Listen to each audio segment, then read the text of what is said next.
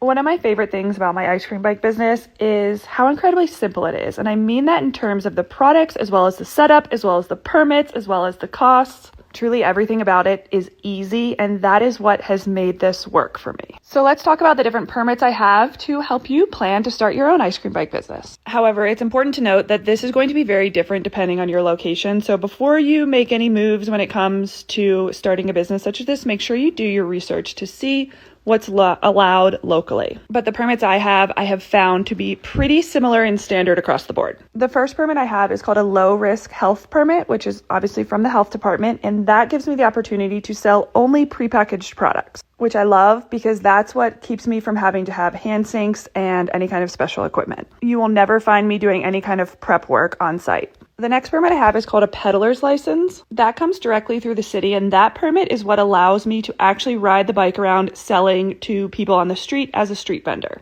Now, I don't really do that anymore because I really only do prepaid catering, so that is a permit that I honestly should probably just stop renewing. So I guess it's good to have, but not really necessary at this point. And then the third permit I have is a frozen dessert permit. And this permit I only have because I make my own ice cream. But if you're first getting started, I would highly encourage you not to make your own ice cream because, again, it's what keeps this simple. And when you keep things simple is when things really start to fall into place.